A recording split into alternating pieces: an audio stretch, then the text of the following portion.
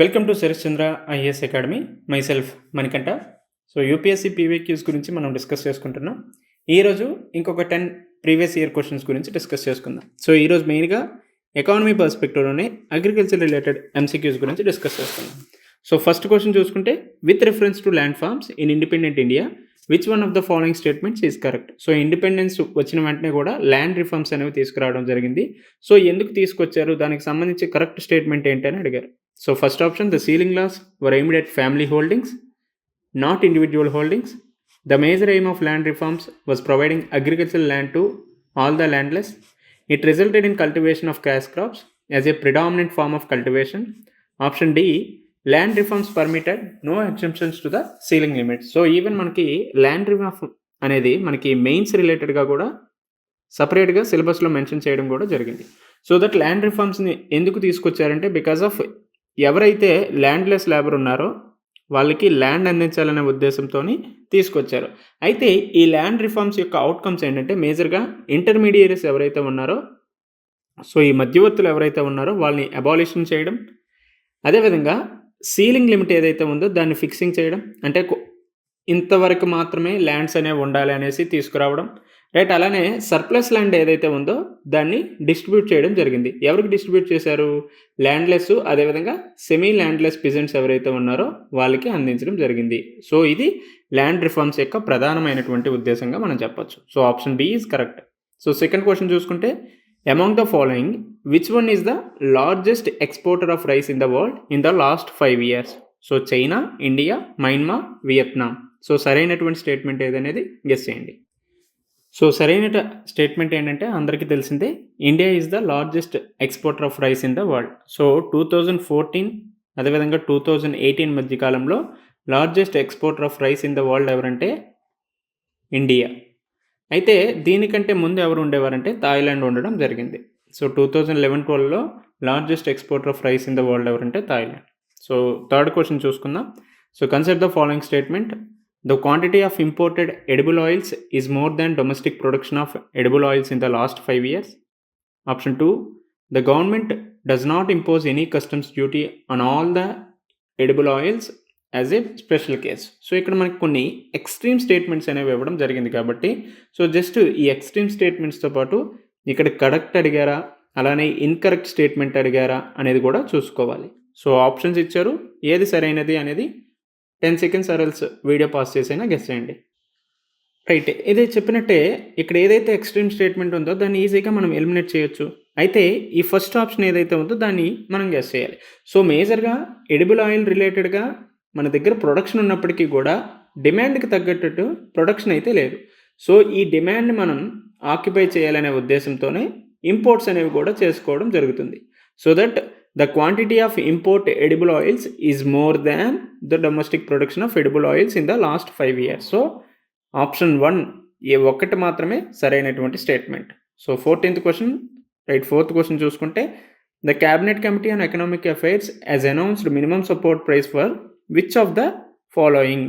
So మనం already ఎంఎస్పికి సంబంధించినటువంటి మెయిన్స్ రిలేటెడ్ క్వశ్చన్ కూడా చేసుకున్నాం కదా. So that minimum support price ఎన్ని క్రాప్స్కి ఇస్తారు, రైట్, ఆ క్రాప్స్ ఏంటి అనేది మనం ఇన్ డీటెయిల్గా తెలుసుకోవాలి. సో మేజర్గా ఖరీఫ్కి ఎన్ని క్రాప్స్ ఇస్తారు, రబీ రిలేటెడ్గా ఎన్ని క్రాప్స్ ఇస్తారు, అదేవిధంగా కమర్షియల్ పర్పస్ చేసుకొని ఒక 2 క్రాప్స్కి ఇవ్వడం జరుగుతుంది, రైట్. ఖరీఫ్ క్రాప్స్ అయితే 14, rabi 6 crops, commercial crops 2. So టోటల్గా 22 క్రాప్స్కి ఎంఎస్పి అనేది ఇవ్వడం జరుగుతుంది. సో సిఏసిపి రికమెండేషన్ చేయడం వల్ల ఈ ఎంఎస్పి అనేది ఇస్తారు. సో అల్టిమేట్గా cabinet committee on economic affairs prime minister హెడెడ్గా ఉండడం జరుగుతుంది. సో ఇదే ఎంఎస్పి రిలేటెడ్గా అల్టిమేట్ అథారిటీ కూడా ఉంటుంది. అయితే ఇక్కడ మనకి ఏం అడిగారు, మినిమం సపోర్ట్ ప్రైజు ఏ ఏ క్రాప్స్కి ఇస్తారు అనేసి అడిగారు. సో ఇక్కడ ఈజీగా మనం ఎలిమినేట్ చేయొచ్చు. ఇక్కడ కాఫీ అనేది, at the same time turmeric, పసుపు, ఈ రెండింటిని ఎలిమినేట్ చేస్తే మనకి ఈజీగా ఆన్సర్ వస్తుంది. సో 3-7 ఎక్కడ ఉందో దాన్ని ఈజీగా ఎలిమినేట్ చేసేయండి, రైట్. సో జస్ట్ ఇక్కడ 3-7 లేదు కాబట్టి ఇదే సరైనటువంటి స్టేట్మెంట్. సో 2, 4, 5, 6 అనేది సరైనటువంటి స్టేట్మెంట్ అని మనకి ఈజీగా అర్థమవుతుంది. సో కొన్నిసార్లు మనకి పూర్తిగా ఆప్షన్స్ అన్నీ తెలియాల్సిన అవసరం లేదు, జస్ట్ ఎలిమినేషన్ ట్రిక్స్ని యూస్ చేసుకునైనా మనం ఈజీగా ఆన్సర్ చేయొచ్చు, రైట్. తర్వాత క్వశ్చన్ చూసుకుంటే, With reference to the Digital India Land Records Modernization Program, consider the following statements. So చాలా వరకు ల్యాండ్ రిలేటెడ్ డిస్ప్యూట్స్ అనేవి మన ఇండియాలో చాలా ఎక్కువగా ఉన్నాయి. సో ఈ డిస్ప్యూట్స్ అన్నిటినీ కూడా చెక్ పెట్టాలనే ఉద్దేశంతోనే ఈ digital India land records modernisation programme అనేది తీసుకురావడం జరిగింది. సో దానికి సంబంధించినటువంటి స్టేట్మెంట్స్ ఇచ్చారు. ఇక్కడ విచ్ వన్ ఈజ్ కరెక్ట్ అని అడిగారు. To implement the scheme, the central government provides 100% funding. Under the scheme, cadastral maps are digitized. An initiative has been undertaken to transliterate the records of rights from local language to any of the languages recognized by the Constitution of India. So ఏది సరైనటువంటి statement అనేది guess చేయండి. So సరైన statement ఏంటంటే 1, 2, 3 అన్నీ కూడా సరైనటువంటి statements. So ఇక్కడ సెంట్రల్ గవర్నమెంట్ ప్రొవైడ్స్ 100% ఫండింగ్ అనేది సరైనటువంటి స్కీమ్. సో ఈ digital India land records modernisation programme అనేది ఒక సెంట్రల్ సెక్టార్ స్కీమ్ అనేసి గుర్తుపెట్టుకోండి. అదేవిధంగా ఈ స్కీమ్లో మెయిన్గా ఏ కాంపోనెంట్స్ ఇన్వాల్వ్ అయ్యేవంటే, ఒకటి దీనికి సంబంధించి సపరేట్గా మోడర్న్ రికార్డ్ రూమ్ అనేది ఉంటుంది, అలానే సర్వే రీసర్వే ఉంటుంది, డేటా ఎంట్రీ రీఎంట్రీ ఉంటుంది, రైట్. అలానే కెడస్ట్రల్ మ్యాప్స్ ఏవైతే ఉన్నాయో వాటిని డిజిటైజ్ చేయడం జరుగుతుంది, state level data centres, computerisation of registration process, evaluation studies, right. అలానే సాఫ్ట్వేర్ అప్లికేషన్స్. సో ఈ కాంపోనెంట్స్ అన్నీ కూడా ఈ స్కీమ్లో అంతర్భాగంగా ఉంటాయి, రైట్. అలానే ఈ థర్డ్ స్టేట్మెంట్ కూడా సరైనటువంటిది. సో మేజర్గా ల్యాండ్ గవర్నెన్స్లో చాలా వరకు లింగ్విస్టిక్ బేస్ చేసుకొని చాలా వరకు ఇష్యూస్ ఉన్నాయి. సో వీటన్నిటిని అడ్రస్ చేస్తూ షెడ్యూల్ 8లో మనకి ఏవైతే 22 లాంగ్వేజెస్ ఉన్నాయో వాటన్నిటిలో కూడా ఈ ల్యాండ్ రికార్డ్స్ని ట్రాన్స్లిటరేషన్ చేయడం జరుగుతుంది. So the transliteration of land records in all languages of schedule 8 it is also correct answer. So తర్వాత క్వశ్చన్ చూసుకుంటే, the term west Texas intermediate sometimes found in news refers to the grade of crude oil, billion, rare earth elements, uranium. So ఈ question 2020లోనే ఎందుకు అడిగారంటే, because of అప్పుడు crude oil రిలేటెడ్గా చాలా issues అనేవి జరిగాయి. So మెయిన్గా క్రూడ్ ఆయిల్లో సప్లై చైన్ డిస్రప్షన్స్ అనేవి చాలా ఎక్కువగా ఉండటం వల్ల ఈవెన్ ఈ క్రూడ్ ఆయిల్ ధరలు ఏవైతే ఉన్నాయో ఇవి నెగిటివ్లోకి కూడా వెళ్ళడం జరిగింది. సో దట్ ఆ కాంటెక్స్లో మనకి ఈ వెస్ట్ టెక్సస్ ఇంటర్మీడియట్ అనే అంశాన్ని ఇవ్వడం జరిగింది. సో మేజర్గా ఇది క్రూడ్ ఆయిల్కి సంబంధించి బెంచ్ మార్క్ ప్రైజెస్కి ఇంటర్లింక్ అయి ఉంటుంది. సో వెస్ట్ టెక్సస్ ఇంటర్మీడియట్ అనేది క్రూడ్ ఆయిల్కి సంబంధించింది. సో ఇది మాత్రమే కాకుండా మనకి బెంట్ ప్రైజెస్ అనేవి కూడా ఉంటాయి. సో ఈ Brent it is a benchmark for crude oil obtained from the North Sea. So Brent అనేది నార్త్ సీ నుంచి, వెస్ట్ టెక్సస్ ఇంటర్మీడియట్ అనేది అమెరికాకి సంబంధించింది. So benchmark used by the US oil prices. Brent crude oil అనేది North Sea ఏవైతే states ఉంటాయో అవి decide చేస్తాయి. సో బెంచ్ మార్క్ మేజర్గా ఒపెక్ రిలేటెడ్ ఆయిల్ ప్రైజెస్కి సంబంధించింది, ఇది యూఎస్కి సంబంధించింది గుర్తుపెట్టుకోండి, రైట్. తర్వాత with reference to trade related investment measures which of the following statements is correct? Quantitative restrictions on imports by foreign investors are prohibited. They apply to investment measures related to trade in both goods and services. They are not concerned with the regulation of foreign investments. So ఇక్కడ కూడా correct statement ఏంటని అడిగారు. So 4 options ఇచ్చాడు, which one is correct అనేది guess చేయండి. So ఇక్కడ just మనం ఒక్క స్టేట్మెంట్ని ఎలిమినేట్ చేస్తే ఈజీగా ఆన్సర్ చేయొచ్చు. సో ట్రిమ్స్ అనేది మేజర్గా ట్రేడ్కి సంబంధించిందే. సో ట్రేడ్కి సంబంధించిందే, దట్టు గూడ్స్కి సంబంధించింది మాత్రమే. సో ఇక్కడ సర్వీసెస్ అనేది మనకి ఇచ్చాడు కాబట్టి దీన్ని ఎలిమినేట్ చేయండి. సో దట్ 2 స్టేట్మెంట్ ఎక్కడ ఉందో దాన్ని ఈజీగా ఎలిమినేట్ చేస్తే ఆన్సర్ అనేది వస్తుంది. 1, 3 అనేది సరైనటువంటి స్టేట్మెంట్. సో రిమైనింగ్ ట్రిమ్స్ అవ్వచ్చు, ట్రిప్స్ అవ్వచ్చు, వీటన్నిటి గురించి కూడా తెలుసుకోవాలి. సో మేజర్గా ట్రిమ్స్ అనేది quantitative restrictions on imports by foreign investors are prohibited. It is also correct answer, and also they are not concerned with the regulation of foreign investment, right? So next question, which of the following, consider the following statements. Coal sector was nationalized by the government of India under Indira Gandhi. So ఇక్కడ ఇందిరా గాంధీ గారు అన్నారు కాబట్టి ఆమె ఏ ఇయర్లో prime మినిస్టర్గా పనిచేశారు అనేది మనకు ఐడియా ఉండాలి. And also now coal blocks are allocated on lottery basis. So ఇక్కడ present now coal blocks are allocated on lottery basis. Till recently India imported coal to meet the shortages of domestic supply, but now India is self-sufficient in coal products. So which one is correct అని అడిగారు. So guess చేయండి, answer ఏంటో తెలుసుకోండి. So సరైన statement ఏంటంటే, coal sector అనేది government of India 1972లో nationalise చేయడం జరిగింది. సో దట్ 1972లో మన యొక్క ప్రైమ్ మినిస్టర్ ఎవరు?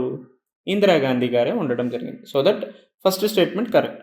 అయితే కోల్ బ్లాక్స్ ఏవైతే ఉన్నాయో వాటిని ఏ విధంగా ఎలకేట్ చేస్తారంటే ఆప్షన్ బేస్ చేసుకొని ఎలకేట్ చేయడం జరుగుతుంది.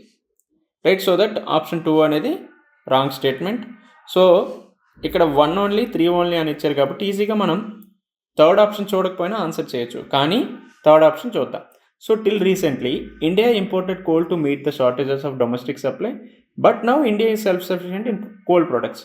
సో ఇండియా అనేది స్టిల్ సెల్ఫ్ సఫిషియెంట్ కాదు. సో మోస్ట్లీ కోల్ మీద ఇంకా ఇంపోర్ట్ చేసుకోవడం జరుగుతుంది. సో మనకి కోల్లో చాలా రకాలు ఉన్నాయి కదా, బిట్యూమినస్, యాంథ్రసైట్, ఇవన్నీ. సో ఈ విధంగా మన దగ్గర ఎక్కువగా బిట్యూమినస్ మాత్రమే ఉన్నాయి. సో యాంథ్రసైట్ రిలేటెడ్ కోల్ అంతా కూడా మనం చాలా వరకు ఇంపోర్ట్ చేసుకోవడం జరుగుతుంది. సో దట్ కోల్ని స్టిల్ మనం ఇప్పటికీ ఇంపోర్ట్ చేసుకుంటున్నాం. అండ్ ఆల్సో కోల్ రిలేటెడ్ ప్రొడక్ట్స్లో మనం సెల్ఫ్ సఫిషియెంట్గా ఇంకా రాలేదు. రైట్. నెక్స్ట్ క్వశ్చన్ చూద్దాం. So consider the following pairs. ఇక్కడ పోర్ట్స్ ఇవ్వడం జరిగింది. Well known as Kamaraj port, first major port in India, registered as a company. Mundra port, largest privately owned port in India. Visakhapatnam, largest container port in India. How many of the above pairs are correctly matched? So answer అనేది only 2 pairs మాత్రమే సరైంది. So Kamaraju port అనేది first corporate port అనేది సరైనటువంటి answer. So the first major port in India registered as a company according to the companies act 2013 ప్రకారం ఇది కంపెనీగా register అవ్వడం జరిగింది. అండ్ ఆల్సో ముంద్రా పోర్ట్ అనేది లార్జెస్ట్ ప్రైవేట్లీ ఓన్డ్ పోర్ట్ అనేది కూడా సరైనటువంటి స్టేట్మెంట్. అయితే లార్జెస్ట్ కంటైనర్ పోర్ట్ ఏది అంటే ఇండియాలో నవసేవ పోర్ట్ అనేది. సో జవహర్లాల్ నెహ్రూ పోర్ట్ అనేది లార్జెస్ట్ కంటైనర్ పోర్ట్గా ఉండడం జరిగింది. సో ఎక్కడున్నది జవహర్లాల్ నెహ్రూ పోర్ట్ అంటే ముంబైలో, ఈస్ట్ ఆఫ్ ముంబైలో ఉండడం జరిగింది. రైట్. అలానే ముంద్రా పోర్ట్ ఎక్కడుంది? గుజరాత్లో ఉంది. కామరాజు పోర్ట్ చెన్నైలో ఉంది. సో మేజర్గా ఉన్నటువంటి పోర్ట్స్ ఏవైతే ఉన్నాయో ఆ మేజర్ పోర్ట్స్ ఎక్కడ ఉన్నాయి, ఏ ఏ స్టేట్స్లో ఉన్నాయి, దానికి ఏ ఏ పేర్లతో పిలుస్తారు, దాని యొక్క స్పెషాలిటీ ఏంటి అనేది కూడా చూసుకోవాలి. At the same time state related ఏవైనా పిఎస్సిస్లో మనకు అడిగినా మేజర్గా ఆంధ్రప్రదేశ్లో చాలా వరకు పోర్ట్స్ ఉన్నాయి కదా. సో మైనర్ పోర్ట్స్ ఏంటి, మేజర్ పోర్ట్స్ ఏంటి, అలా కూడా చదువుకోవాల్సిన అవసరం ఉంటుంది. రైట్. తర్వాత question, consider the following airports. So 3 airports ఇచ్చారు. Donyi Polo airport, Kushinagar international airport, Vijayawada international airport. In the recent past which of the above have been constructed as a green field projects. So ఇక్కడ మనకి 2 రకాల ప్రాజెక్ట్స్ ఉంటాయి, green field project, అదేవిధంగా brown field projects. So ఈ brown field project అంటే ఏంటి, already construct అయ్యిందే దీన్ని develop చేయడం జరుగుతుంది. గ్రీన్ ఫీల్డ్ ప్రాజెక్ట్ ఏంటంటే కొత్తగా డెవలప్ చేసేటటువంటి ప్రాజెక్ట్స్. సో దట్ ఈ మూడింట్లో ఏవి గ్రీన్ ఫీల్డ్ ప్రాజెక్ట్స్ అని అడగడం జరిగింది. సో సరైన స్టేట్మెంట్ ఏంటంటే Donyi Polo airport and also Kushinagar international airports అనేవి గ్రీన్ ఫీల్డ్ ప్రాజెక్ట్స్గా ఉన్నాయి. విజయవాడ ఇంటర్నేషనల్ పోర్ట్ ఏదైతే ఉందో ఇది not a green field project. So that option 3ని మనం ఎలిమినేట్ చేస్తే ఆన్సర్ వచ్చేస్తుంది. సో 1 and 2 ఓన్లీ అనేది సరైనటువంటి స్టేట్మెంట్. అయితే 2019 నుంచి ఒక 6 ఎయిర్పోర్ట్స్ని గ్రీన్ ఫీల్డ్ ప్రాజెక్ట్స్గా డెవలప్ చేయడం జరుగుతుంది. అవి ఏంటేంటి అనేది కూడా ఒకసారి చూసుకుందాం. ఒకటి కాలబురాగి ఎయిర్పోర్ట్. రైట్. అలానే వర్వకల్లు. సో వర్వకల్లు ఎక్కడుంది, కర్నూలులో ఉంది. And also Sindhudurg. రైట్. అలానే ఈటానగర్. రైట్. అలానే కుషీనగర్, ఆ తర్వాత మోపా. సో ఇవన్నీ కూడా గ్రీన్ ఫీల్డ్ ప్రాజెక్ట్గా డెవలప్ చేయడం జరుగుతుంది.